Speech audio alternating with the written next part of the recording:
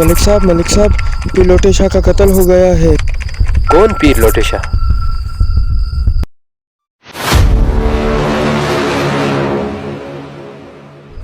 گاؤں والوں کا یہ کہنا ہے کہ قتل کسی انسان نے نہیں بلکہ ایک جن نے کیا ہے۔ میرا نام ملک صفدر حیات ہے، میں اس علاقے کے تھانے کا انچارج ہوں۔ پوری کے بیان کے حساب سے وہ جن ایک خوبصورت لڑکی پر عاشق تھا، یعنی کہ فرزانہ۔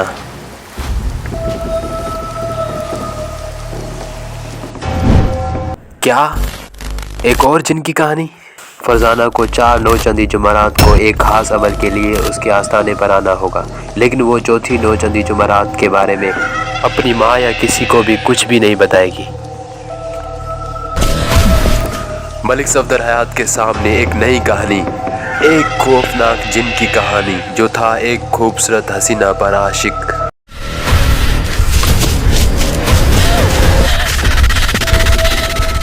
آخر پیر لوٹے شاہ کے قتل کے پیچھے کون سا گہرا راز چھپا ہے؟ کیسے سلجھائیں گے ملک صفدر حیات اس کیس کا راز؟ پورے گاؤں میں ڈر اور خوف کا تہلکہ مچا ہوا تھا۔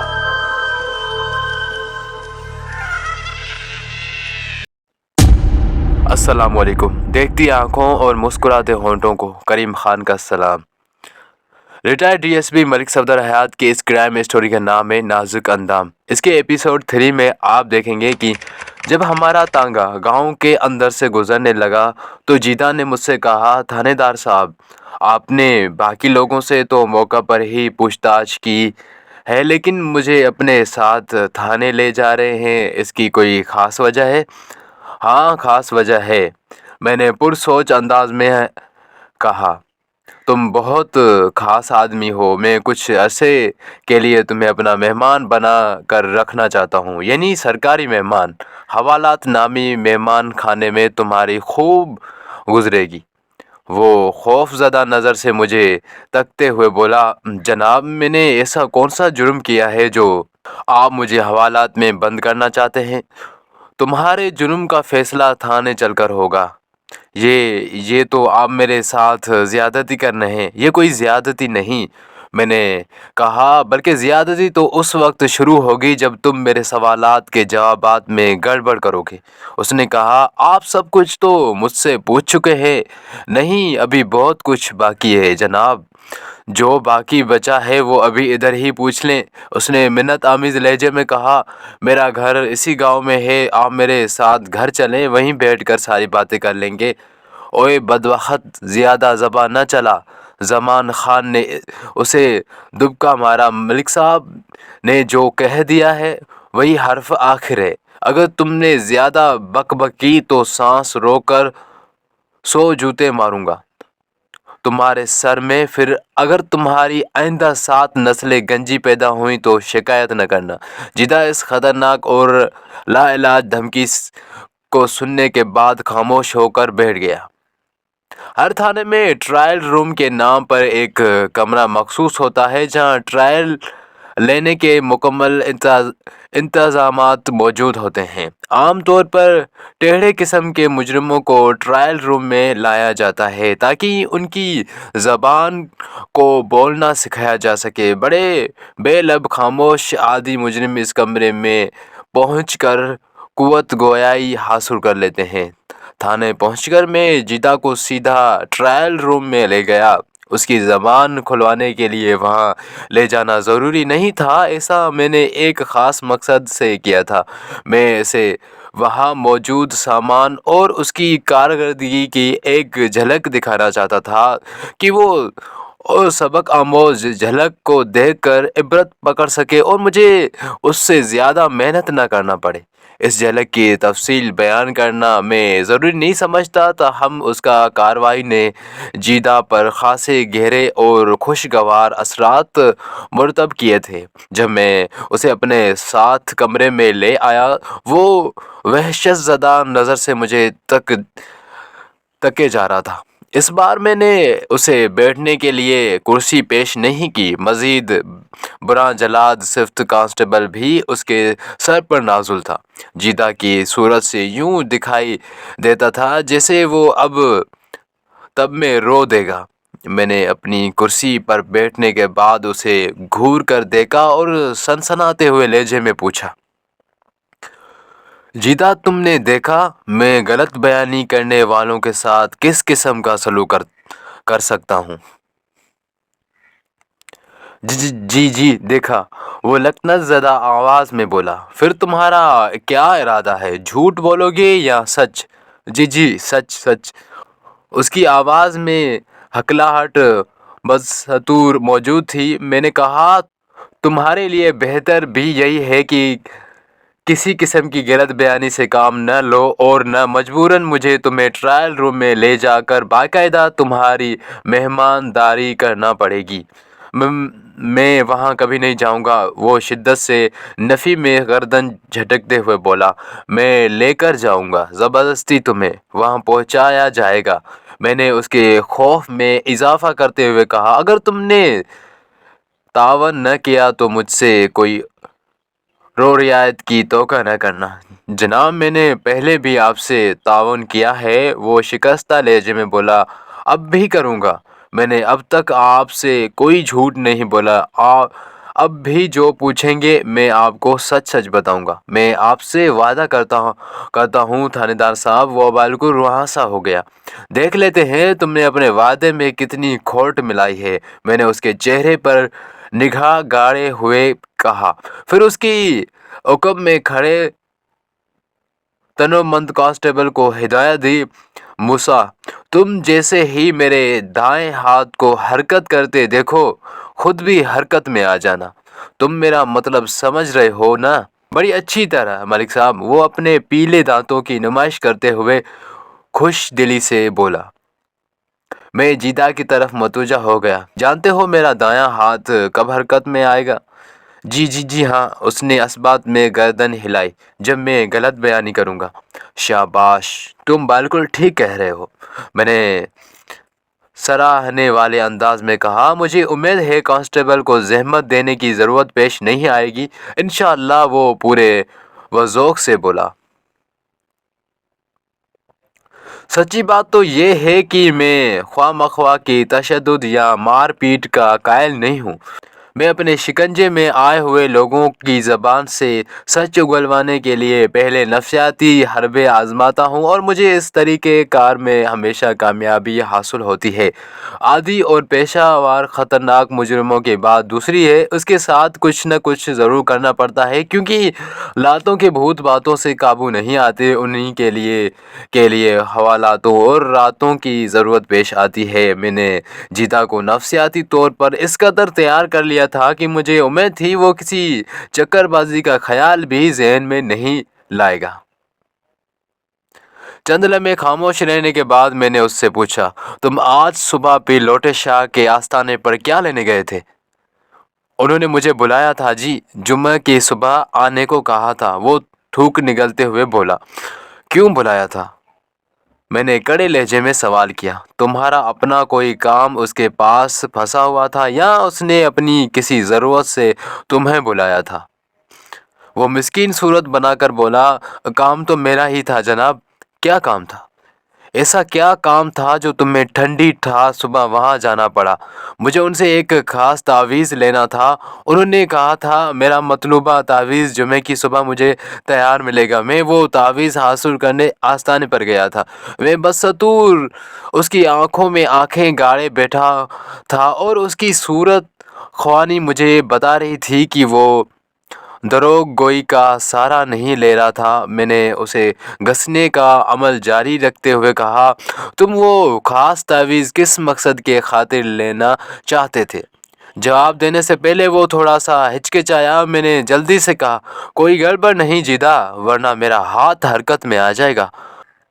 वो मेरी पेशगी इतला से सहम गया और तामुल करते हुए बोला, मैं किसी गड़बड़ का इरादा नहीं रखता जनाब। दरअसल बात ही ऐसी है, मैं ज़बान खोलने से पहले सोच विचार में पड़ गया था। میں نے اس کے پس و پیش کو دیکھتے ہوئے کہا، کیا کسی عورت کا معاملہ ہے؟ کسی عورت کا نہیں، بلکہ میری اپنی عورت یعنی میری بیوی کا معاملہ ہے۔ وہ حیرت سے مجھے دیکھتے ہوئے بولا، لیکن یہ بات آپ کو کس نے بتائی ہے؟ میں نے اس کے سوال کا جواب دینا ضروری نہ سمجھا۔ پوچھا، تمہاری بیوی کو کیا ہوا ہے جو تم کوئی خاص تعویذ لینے پیر لوٹے شاہ کے آستانے پر جا پہنچے؟ زیبن کو کچھ نہیں ہوا جناب، وہ برا سا منہ بناتے ہوئے بولا۔ زیبن اس کی بیوی کا نام تھا۔ جو کچھ بھی ہوا ہے مجھے ہوا ہے، اور وہ سب کچھ زیبن کیا دھرا ہے۔ میں اپنے لیے تعویذ لینے گیا تھا، لیکن پیر لوٹے شاہ نے لوٹا گھمانے کے بعد مجھے بتایا کہ تعویذ کی ضرورت مجھے نہیں بلکہ زیبن کو ہے۔ میں ان کا دیا ہوا تعویذ کسی طرح زیبن کو پلا دوں تو وہ بالکل سیدھی ہو جائے گی۔ سیدھی ہو جائے گی؟ میں نے اس کے الفاظ دہرائے اور پوچھا، کیا تمہاری بیوی اب تک الٹی ہے جو پیر لوٹے شاہ کے تعویذ سے سیدھی ہو جاتی؟ وہ بھنائے ہوئے لہجے میں بولا، اس کی مت الٹی ہے جناب، مجھے وہ کہیں سے سیدھی نظر نہیں آتی۔ اس نے میری کھوپڑی الٹا کر رکھ دی ہے۔ یہ زندگی میرے لیے عذاب بن کر رہ گئی ہے۔ یہ تو کوئی اور ہی معاملہ نکل آیا تھا۔ بعض ان بڑ عقل مند اور اکثر پڑھے لکھے جاہل اپنی بیویوں کو سدھارنے کے لیے حکمت عملی کے بجائے پیروں عاملوں کے پاس پہنچ جاتے ہیں اور ازاں بعد بری طرح پچھتاتے ہیں۔ یہ الگ بات ہے کہ اس پچھتاوے کا انہیں متعلق احساس نہیں ہوتا اور وہ اپنے مالی اور اخلاقی زیاں کو کسی اور ہی کھاتے میں ڈال دیتے ہیں۔ میاں بیوی کا معاملہ بڑا نازک ہوتا ہے، اس میں کسی تیسرے فریق کو داخل نہیں ہونا چاہیے۔ فریق اول اور فریق ثانی میں ہی سے فریق ثالث کو جنم لینا چاہیے۔ یہ اگرچہ خاصا مشکل ہے، لیکن ازواجی جھگڑوں کو نپٹانے کا اس سے زیادہ مؤثر اور دیرینہ نسخہ اور کوئی نہیں ہو سکتا۔ میں نے جیجا کے دل کا غبار خارج کرنے کی خاطر کہا، آخر تمہاری بیوی زیبن ایسا کیا کرتی ہے؟ وہ اچانک پھٹ پڑا۔ وہ مجھے مارتی ہے، اس کی آواز میں دکھی دل کی فریاد تھی۔ زیبن مجھ پر لات جوتا چلاتی ہے، اور وہ بھی بچوں کے سامنے۔ آپ اندازہ کریں 4 اور 6 سال کے 2 بچوں کے معصوم ذہنوں پر کیا بیتتی ہوگی۔ میں اس زبان دراز اور ہاتھ چھٹ عورت کی شرپسندیوں سے محفوظ رہنے کے لیے پیر لوٹے شاہ کے پاس گیا تھا۔ اب پوری بات آپ کی سمجھ میں آ گئی ہوگی۔ بات ختم کر کے وہ رحم طلب نظروں سے مجھے دیکھنے لگا۔ پوری تو نہیں، آدھی بات سمجھ سکا ہوں۔ میں نے ذومعنی انداز میں کہا، تم مرد ہو کر اپنی بیوی سے مار کھاتے ہو؟ کیا تمہارے اندر جان نہیں ہے؟ یہ بات اس کا احوال واقعہ جاننے کے لیے کی تھی، ورنہ اس کا قد کاٹ اور صحت و جوانی مجھے بخوبی نظر آ رہی تھی۔ وہ سٹ پٹاتے ہوئے لہجے میں بولا، تھانے دار صاحب، آپ نے صرف مجھے دیکھا ہے، میری بیوی کو نہیں دیکھا۔ یہ تو تم بالکل ٹھیک کہہ رہے ہو، میں نے تائیدی لہجے میں کہا۔ کیوں؟ تمہاری بیوی کو دیکھنے سے کیا ہوگا؟ وہ تپتے ہوئے الفاظ میں بولا، میں اس کے سامنے ایسے ہی ہوں جیسے کسی شیرنی کے سامنے بھیگا ہوا بلّا۔ وہ پوری 2 من کی لاش ہے اور اس کی وجود میں پہلوانوں جیسی طاقت ہے۔ وہ اس طرح ہاتھ پاؤں چلاتی ہے جیسے کشتی کر رہی ہو۔ میں نے کئی مرتبہ سوچا زیبن کو طلاق دے دوں، لیکن معصوم بچوں کا کیا خیال آ جاتا ہے۔ سوچتا ہوں ان کا کیا بنے گا۔ یہ بات تو یقینی ہے کہ بڑے ہو کر وہ ماں کے حمایتی بن جائیں گے۔ میں ان کی نظروں میں مجرم اور دشمن ٹھہروں گا۔ اس قسم کے معاملات میں اکثر و بیشتر ایسا ہی ہوتا ہے، بس یہی مجبوری ہے جناب۔ وہ بڑے حد تک صحیح کہہ رہا تھا۔ والدین میں علیحدگی ہو جانے کے بعد اکثر بچوں کا یہی رویہ ہوتا ہے۔ وہ ہر حال میں ماں کو بے قصور اور باپ کو ظالم سمجھتے ہیں۔ جیدہ کی کہانی پر میں اظہار افسوس کے سوا اور کچھ نہیں کر سکتا تھا، اس لیے میں نے ہمدردانہ لہجے میں اس سے کہا، تمہارا مرشد پیر لوٹے شاہ تو قتل ہو گیا، تم وہ خاص تعویذ حاصل نہیں کر سکے ہوگے۔ میں تمہارے حق میں دعائے خیر ہی کر سکتا ہوں۔ میرا مشورہ ہے تم اپنی بیوی کو ٹھنڈے دل و دماغ سے سمجھاؤ۔ میں تمہیں بتاؤں، بیویاں کسی معصوم بچے کی طرح ہوتی ہیں، یہ زور و زبردستی یا سختی سے قابو نہیں آتی، انہیں بہلانا پھسلانا پڑتا ہے، ٹھگی لگا کر ہموار کرنا پڑتا ہے، انہیں رام کرنے کے لیے بعض اوقات خوش امید جھوٹ کا سہارا بھی لینا پڑتا ہے، ایسا جھوٹ جو بے ضرر بھی ہو اور حوصلہ افزائی بھی، کیا سمجھے؟ میں آپ کی بات سمجھ رہا ہوں جناب، وہ فرمان برداری سے گردن ہلاتے ہوئے بولا۔ میں کوشش کروں گا کہ آپ کے مشورے پر عمل کروں، لیکن مجھے زیادہ امید نہیں، آپ زیبن کو نہیں جانتے، اس کی مار دھاڑ اور زبان درازی آپ نے دیکھی نہیں۔ میں نے کہا، اتنا بد دل ہونے کی ضرورت نہیں، تم واسع امید رکھو اور اپنے ذہن میں اس سوچ کو جنم دو کہ تمہارے رویے سے اس پر مثبت اثرات مرتب ہوں گے اور ایک روز بالآخر وہ تمہاری بات سمجھ جائے گی۔ امید میں بڑی طاقت ہوتی ہے جیدہ، یہ دنیا امید کے سہارے قائم ہے، ہم کچھ بھی کرتے ہیں، اگر کسی شخص کی امید ختم ہو جائے تو سمجھو اس کی زندگی ختم ہے۔ وہ اس طرح سر ہلانے لگا جیسے میری بات کو گہرائی سے سمجھ گیا ہو۔ میں نے اس سے وعدہ لیا کہ وہ اپنی فائر مائنڈڈ نصف بہتر کو ایک فلاور مائنڈڈ شوہر کے مانند ٹریٹ کرے گا۔ اس کے بعد اس سے دوسرے سوالات کرنے لگا۔ ان سوال و جواب سے میں نے جو نتیجہ اخذ کیا وہ یہ تھا کہ پیر لوٹے شاہ کے قتل میں جیدہ کا کوئی ہاتھ نہیں تھا۔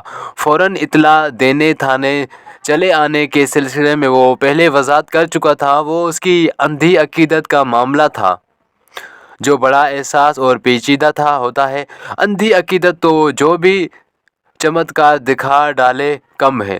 تھانے سے رخصت کرنے سے پہلے میں نے جیدہ کو چند ہدایات دیں۔ پہلی بات تو یہ کہ تم مجھے اطلاع دیے بغیر گاؤں سے باہر کہیں نہیں جاؤ گے، بلکہ بہتر یہ ہوگا کہ جب تک لوٹے شاہ کا قاتل گرفتار نہیں ہو جاتا تم کہیں آنے جانے کے بارے میں سوچو ہی نہیں۔ میں آپ کے حکم کے مطابق عمل کروں گا جناب۔ دوسری بات یہ کہ گاؤں میں رہتے ہوئے تمہیں لوٹے شاہ کے آستانے کی خبر گیری کرنا ہوگی۔ میں نے اس کی آنکھوں میں دیکھتے ہوئے گہری سنجیدگی سے کہا، جیسے ہی لوٹے شاہ کا خدمتگار پھوری تمہیں نظر آئے تم تھانے آ کر مجھے اطلاع دو گے، یہ میں کر لوں گا۔ اس نے سینے پر ہاتھ رکھتے ہوئے کہا، پھر پوچھ بیٹا، اگر پھوری واپس نہ آیا تو مجھے کیا کرنا ہوگا؟ میں نے کچھ سوچتے ہوئے کہا، تمہیں جتنا بتایا گیا ہے فی الحال تم وہی کرو، بعد میں سوچی جائے گی۔ وہ مجھے ایک بھرپور سلام کر کے رخصت ہو گیا۔ ملک صاحب، اب تک کی تفتیش سے میں اس نتیجے پر پہنچا ہوں، پھوری بالواسطہ اس قتل میں ملوث ہے۔ وہ کل دوپہر آستانے پر موجود تھا، پھر اچانک غائب ہو گیا۔ کوئی نہیں جانتا وہ کہاں گیا اور کیوں گیا، یہ بھی کسی کو معلوم نہیں۔ وہ کب آستانے سے رخصت ہوا، اس بات کی روشن امکانات ہیں کہ وہ گزشتہ رات لوٹے شاہ کے قتل کر کے یہاں سے فرار ہوا ہوگا۔ میں نے خلا میں دیکھتے ہوئے کہا، ہاں، ایک امکان یہ بھی ہو سکتا ہے، ویسے حقیقت حال تو اسی وقت کھلے گی جب پھوری ہمارے ہتھے چڑھے گا۔ ویسے ایک بات ہے ملک صاحب، زمان نے سوچ کے گھوڑے دوڑاتے ہوئے کہا، اگر پھوری ہی لوٹے شاہ کا قاتل ہے تو پھر اس کی واپسی کا امکان صفر کے برابر ہے۔ میں نے سوالیہ نظر سے اسے دیکھا تو وہ اپنی بات کی وضاحت کرتے ہوئے بولا، دیکھیں نا، وہ اتنا احمق تو نہیں ہوگا کہ واپس آ کر خود کو کسی بڑی مصیبت میں ڈال دے۔ میں تم سے صرف ایک صورت اتفاق کر سکتا ہوں۔ کس صورت میں؟ ایس آئی کے چہرے پر الجھن نمودار ہو گئی۔ میں نے گمبھیر لہجے میں کہا، اگر پھوری اناڑی یا احکم مجرم ہوا تو واقعی واپس نہیں آئے گا۔ یہ کیا بات ہوئی ملک صاحب؟ دیکھو زمان، میں نے بے حد سنجیدگی سے کہا، ہوشیار اور سمجھدار مجرم بہت سوچ سمجھ کر واردات کرتے ہیں۔ اگر پھوری ہی لوٹے شاہ کا قاتل ہے تو میں اسے ذہن مجرموں میں شامل کروں گا، اس لیے وہ لوٹ کر ضرور آئے گا۔ میرا قیاس ہے وہ محض اس لیے جائے واردات سے غائب ہوا ہے کہ عدم موجودگی سے وہ خود کو بے گناہ ثابت کر سکے۔